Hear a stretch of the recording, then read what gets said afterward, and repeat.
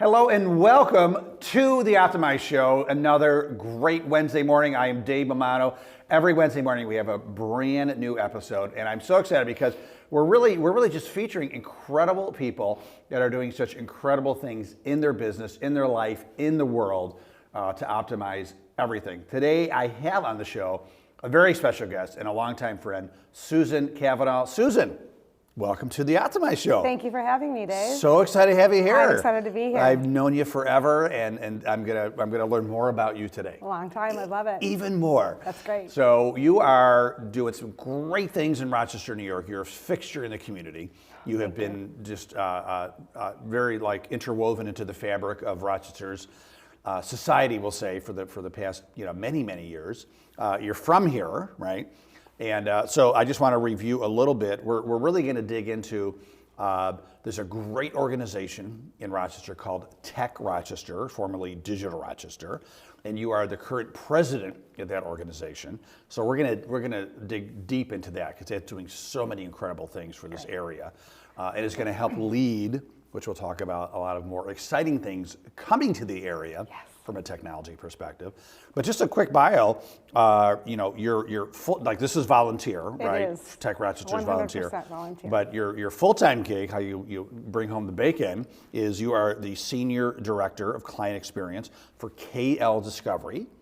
So what is KL Discovery? What do they do? So KL Discovery is a e-discovery company that works with enterprise corporations and law firms and helps them through information governance, cybersecurity, computer forensics, and then overall management of data during any type of adversarial proceedings like litigation or any other types of matters that they may have that require disclosure of electronic information. Right, so you're like the SWAT team behind the scenes. Correct. If there was a show called CSI, forensic computers, you're there, right? Right. So yeah, very cool. So you've been doing that, so that's great.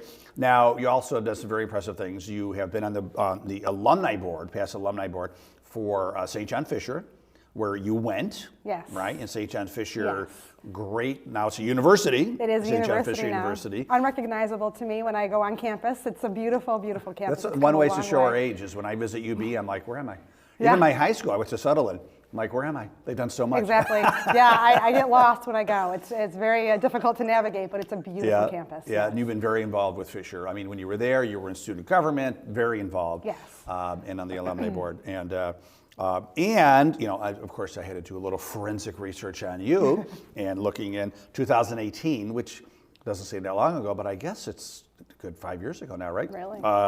You were a woman to watch from the Democratic Chronicle. Yes. So congratulations on that. Thank you. Yeah, and what were they? I know that you are a woman to watch for sure, but why did they think that you? What was kind of the honor of that Well, I was award? Anonymously nominated by some friends. You're welcome. Thanks, Dave. Thanks. Of course. It had to come out sometime. Of course, yes. So it was a really nice honor, and I think people saw the things that I was doing and the forward thought process that I had for my position, in my job, but also within the community, and they nominated me, and the DNC took hold of that and interviewed me, and it was a great story. So I was really privileged to have that honor. It's still very prominent in Google, so it seemed to Google it was a couple days ago. Right, so, right. Yeah, congratulations. That's Thank fantastic. You. So that kind of leads up, drum roll please, to Tech Rochester, right. Which, as I said, I remember when it first started. Geez, I'm going to say 2004 or 5. It was Digital Rochester. Was it early 2000s? Early 2000s. It's been around for a couple of decades now. Yep. And it's gone some incredible transitions. It really has. So for those of people that don't know what Tech Rochester is, let's give them an overview of your role in the community. Sure. So 24 years now. Well, as 2024 has just turned the corner, we have entered into that. We're in that middle of that second decade of the organization, and it's been a tremendous transition period from when it began to where it is today. You know, when it began, it really, and I credit our founding parents, our mothers and fathers of the organization. I go back to Richard Glazer and Julie Klee and Steve Tylock and Barb Glassman, who really had a vision and really saw in the early 2000s what technology was going to do and how it was going to transform business, right? And they had a goal in mind just to bring people in tech who have normally been sort of behind the scenes and not on the forefront of development, to the table, and brought them to the table to make decisions and talk about where technology was going and how to help Rochester transform into the next era of technology, right? And it really began as a networking organization, a way to bring those like-minded thought leaders together, and then eventually it transformed into educating and highlighting and celebrating people and visions and companies. And so today, you know, when we started the organization, it was what I just described. And then in 2018, the organization included the Association for Women in Computing and the E-Business Association. And at that point, when we saw how we were going to grow and be able to work together, we decided that the word digital was kind of going out a little bit, and we needed to just transform into technology. So that's how Tech Rochester was born, out of Digital Rochester. I was there for the announcement. That's right. At the Artisan Works, right? Yeah. And so for years, we were very heavily reliant on full-time employees to help the organization move us forward, right? Plan our events, administrative matters that needed to be done, accounting. In 2022, we pivoted to a 100% volunteer organization. Wow. It's a big pivot. It's a huge pivot because the reliance of other people, outside sources, to move things forward was gone. And now everyone that comes to the table at that board puts every effort in, rolls up their sleeves, and gets their hands dirty to pull off all of our events and make sure that we're responding to the needs of the community. That's fantastic. Yeah. So tell us about some of the events. So I know the Technology Woman of the Year, I know very well because I've been a judge for many, many years.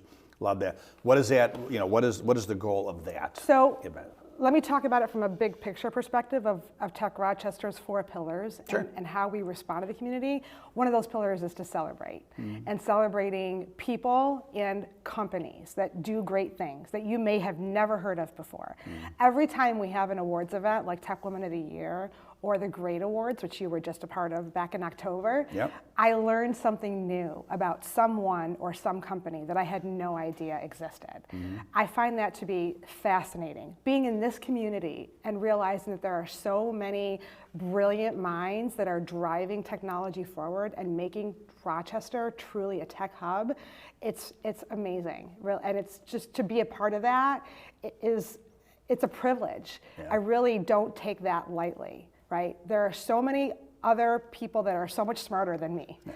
And I always walk into a room knowing that I am not the smartest person in the room. That's a sign of a good leader. But when I, thank you. But when I learn about these people and these companies, I learn something new every day, and it's just fascinating. So that's the celebration piece that we do with Tech that's Rochester. one of the 4 pillars? One of the 4 pillars. Yeah.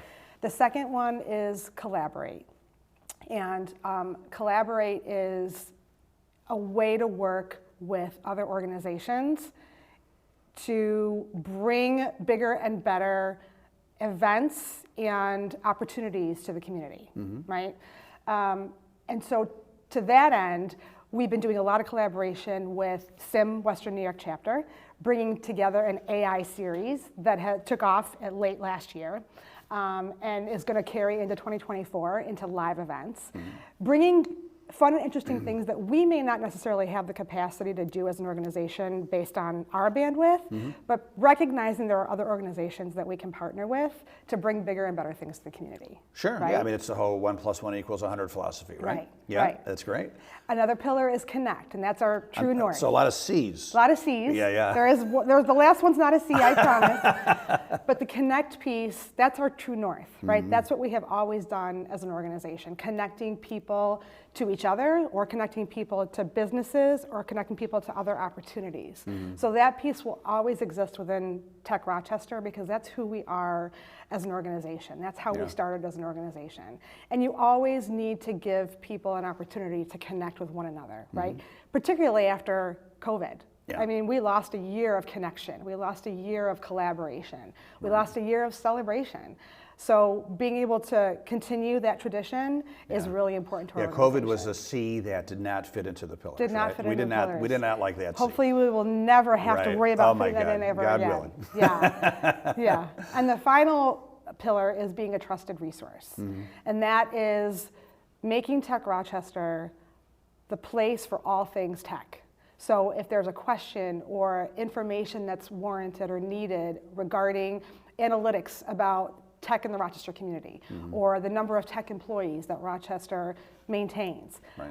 Tech Rochester wants to be the place that you come to get that information. And that's one that we're still working on. Yeah. That's one where we're developing the resources, developing the people to be able to bring that to our community. Awesome. And that's particularly important because most recently, Rochester, along with Buffalo and Syracuse. This is kind of a drum roll thing. This is a drum roll if thing. I think what you're This gonna, is huge. Yeah. And surprisingly, there are still people that are not fully aware of this. Yeah. But Senator Chuck Schumer just announced the New York Tech Corridor, which is a federal tech hub status designation by the US government, which means that billions of dollars have been dedicated to this region to help grow it into a federal tech So hub. Buffalo, Rochester, Syracuse, Correct.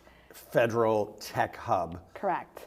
billions of dollars coming our way. Correct, which is huge Yeah. because what that's going to do essentially is help this region become the Silicon Valley of the East. I love that. And We actually are a valley, a We Genesee are. Valley, right? So, absolutely. Yeah, yeah. So there are so many wonderful opportunities that we have yeah. going forward. This is the best news that we could have received. what is the money like? 2023. Some examples of what do you think the money is going to go towards? Like startups or existing companies, a little bit of both? I think it's a little bit of both, and Yeah. I also think a lot of it's going to go towards workforce development, which is a huge demand Yeah. that we have seen with our partners. You know, one of the things that we have done, particularly when we pivoted to a volunteer organization, one of the reasons why we did that was because we've had so many conversations with companies that have become partners of Tech Rochester, that have entrusted us to deliver their needs and deliver their desires and provide opportunities for their workforce. They really want to see us do more with workforce development, right? Yeah. Help us sustain economic ecosystem that is not necessarily available to a lot of people. Yeah. Help the underserved communities become bigger and better and work and stay, live and educate in Rochester. Yeah. We have tech schools that are some of the best in the world, right? A lot of these students come in and they leave. And so we need to find a way to keep them here.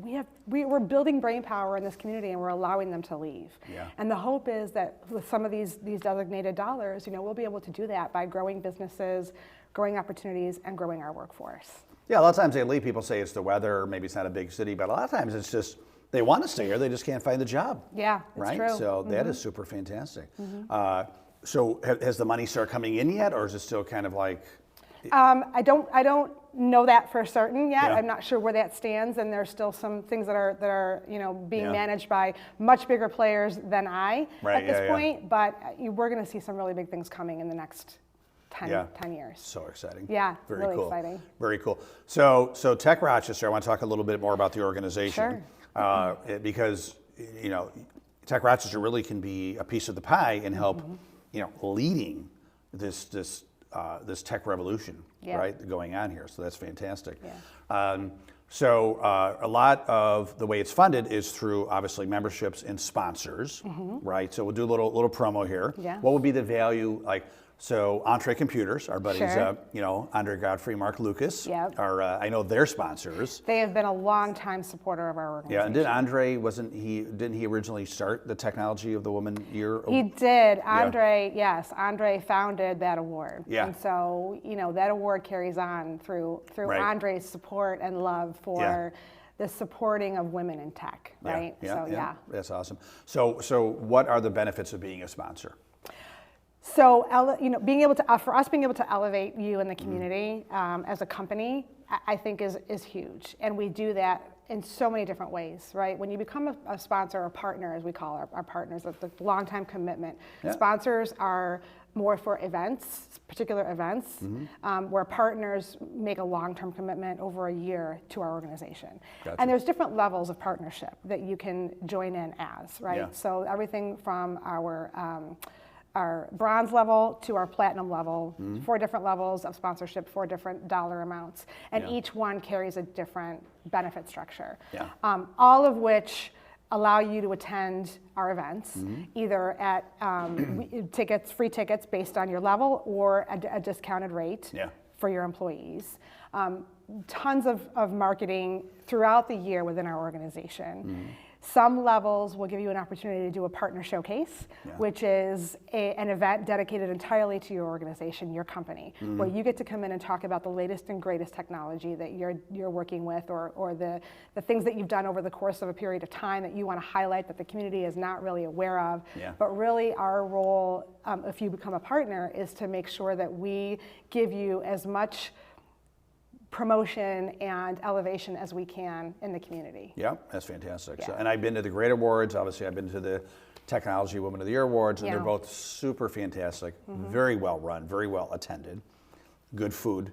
So and, Glad, yes. And great content too. Yes, So. thank you. And one of the things too I want to say about partnership too that we have really been focusing on is having conversations with our partners. Now, I'm the Senior Director of Client Experience for my company. That's my day job. But I translate a lot of what I do in that role to Tech Rochester, because these conversations with partners have to happen so that we can understand what it is we have to do as an organization. A long time ago, we developed the organization and structured it in the way that we thought would be best to respond to the needs of the community. And I think what we learned is that that really wasn't working. So the pivot in 2022 was designed not just to become 100% volunteer, but to truly respond to the needs of the community. And now when we build a board based on passion, based on here's a community need that we know exists because of the conversations that we've had with our partners. Who's passionate to fill that role? Who has a drive to fill that role, right?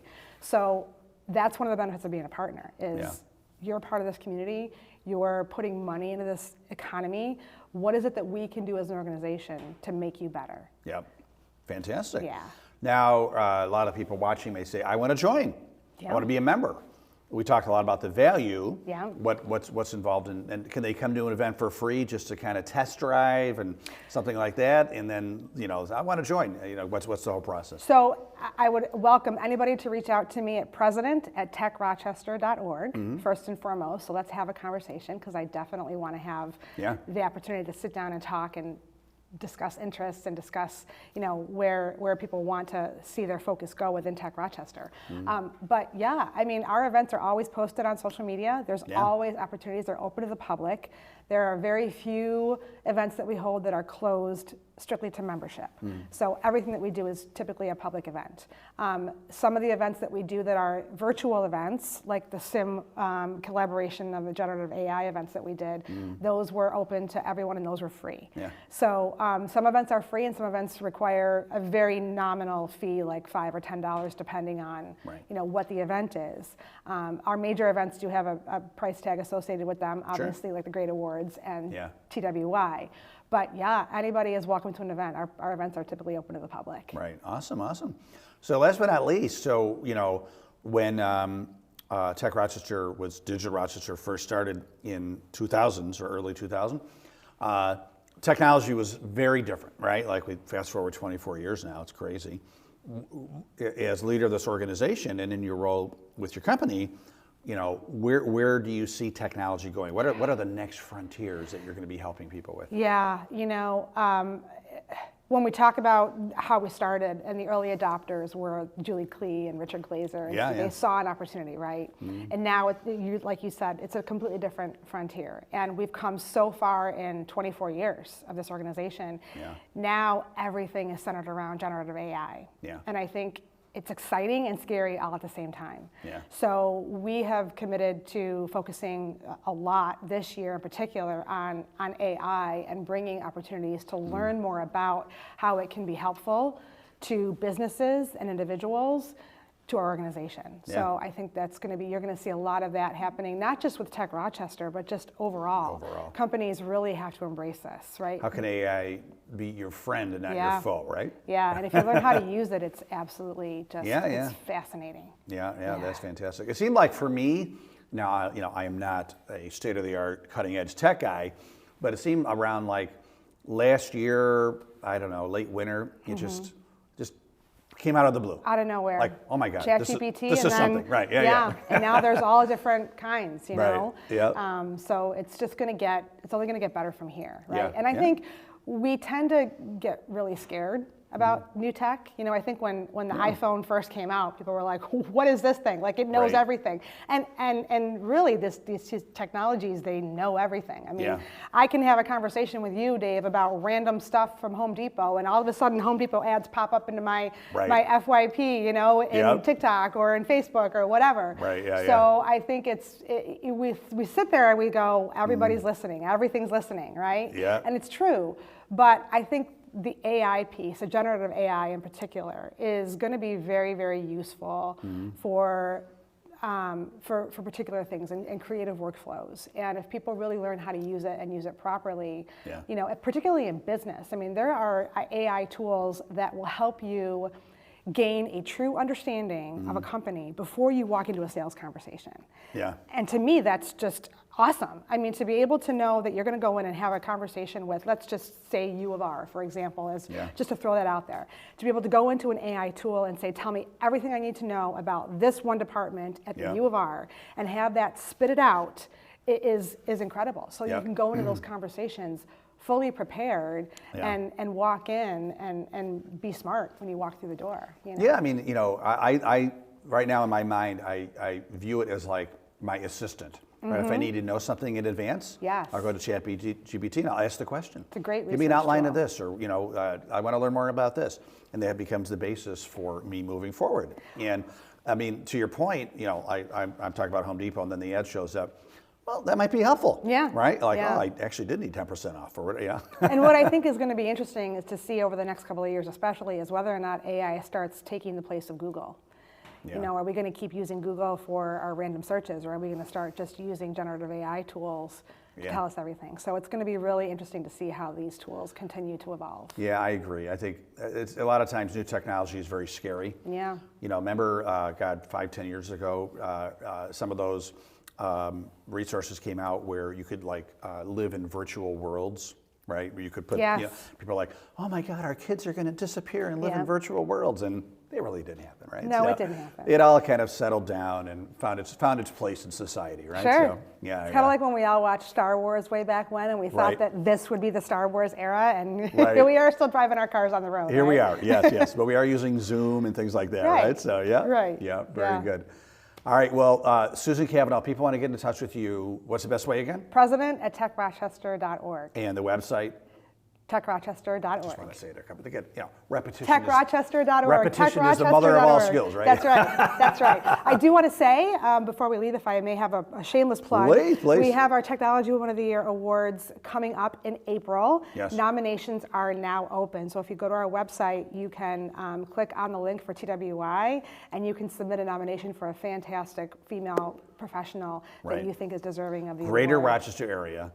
Any women that is an up-and-coming technology, Correct. emerging Technology Woman of the Year or and established. Technology Woman of the Year. Yep, so. Qualifications are all on the website, so I encourage everyone to get online and nominate. Yep, and I have been at the event probably 10 years, and I've been a judge for at least 4 or 5 years, so it's an incredible event. And it really does show, to your point, it showcases a lot of, I'm going to say, the hidden nuggets of Rochester. They're like, whoa, I didn't even know all this great stuff was going on, you know? So, and to add that, women that are doing these great things. So I think women are, I think it seems like they're doing more than men these days. So you might have to just change it to like technology person. I don't know, because, or technology man, because then they'll be like the ones that aren't doing that many great things. Right. No, but super excited. Congratulations on all the incredible work you're doing in the community and making a big difference. We appreciate it. Thank you. Thank you so much for having me. It's been a pleasure. Yeah, absolutely. We'll have you back in another year. I love it. We'll check the progress. I'll be here. All right, very cool. All right, Susan Kavanagh, thank you. Thank you, Dave. And thank you, everybody, for watching another great episode of the Optimize Show. So excited to have you here every Wednesday morning. Do me a favor, if you like this episode, which of course you did, like it, share it. We're on YouTube. We're trying to build those followers, all that great stuff, and really share this information with as many people as we can. Thank you so much. Have a great day, and make sure to stay awesome.